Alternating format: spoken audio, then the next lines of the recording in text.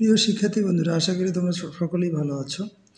তো তোমরা যারা 26 সালে এসএসসি পরীক্ষা দিচ্ছ এবং যারা আর্টসে আসছে এবং ভূগোল তোমাদের একটা বিষয়, তো সেই বিষয়ের তৃতীয় অধ্যায় থেকে গাণিতিক সমস্যা নিয়ে আমি আলোচনা করছি। তো তোমাদের এই গাণিতিক সমস্যা থেকে গতবার যেহেতু আসে নাই, এবার আসার সম্ভাবনা আমি বলবো যে 99%। তো সেই গাণিতিক সমস্যাগুলো নিয়ে আজকের আলোচনা।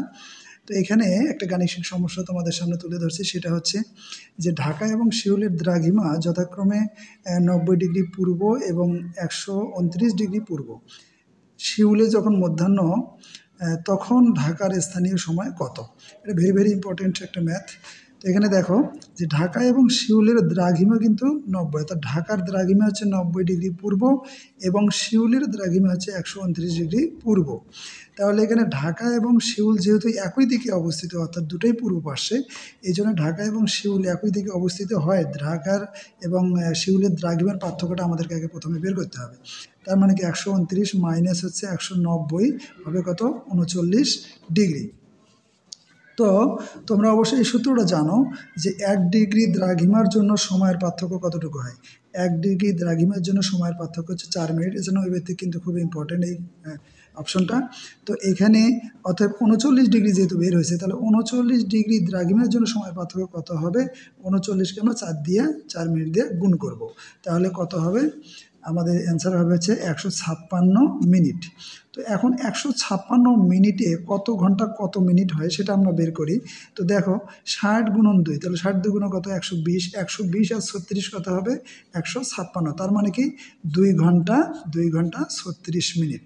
এই 2 ঘন্টা 36 মিনিট বের হলেও আমাদের কি ঢাকা এবং সিউলের যে দ্রাঘিমার পার্থক্য, সেই সময়টা কিন্তু আমরা বের করে নিলাম। আশা করি বুঝতে পারছো। এখন হচ্ছে ঢাকা এবং সিউল এদের অবস্থান কি এটা আমাদের জানতে হবে।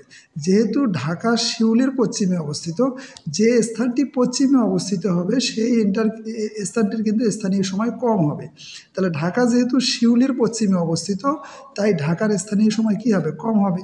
তাহলে আমার কোশ্চেনটা ছিল, দেখো কোশ্চেনটা ছিল সিউলে যখন মধ্যাহ্ন বলতে কত? মধ্যাহ্ন বলতে 12টা, কিন্তু এটা বুঝতে হবে তোমাদেরকে। মধ্যাহ্ন বলতে হচ্ছে 12টা। তাহলে সিউলে যখন 12টা, তাহলে ঢাকার স্থানীয় মান কত হবে? ঢাকার স্থানীয় মান কী হবে? কম হবে। তাহলে মাইনাস করতে হবে।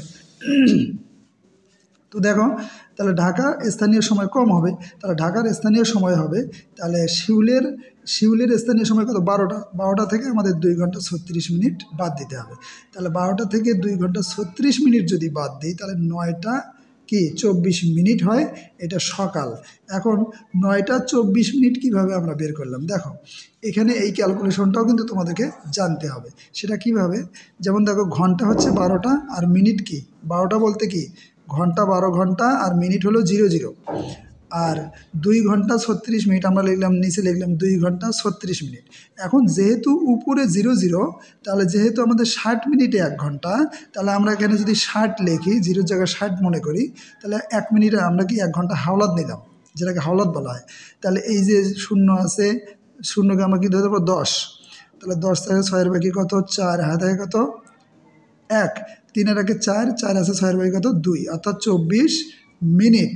এখন আমরা কিন্তু এখানে 60 মিনিট অর্থাৎ 1 ঘন্টা কিন্তু হাওলাত দিছি। সেই 1 ঘন্টা কোথায় দিব না? আবার এই যে 2-এর মধ্যে দিব। তাহলে 2 এর আগে কত? 3। তাহলে 12 থেকে 9 3 বাদ দিলে কত? 9। তার মানে 9 ঘন্টা 24 মিনিট।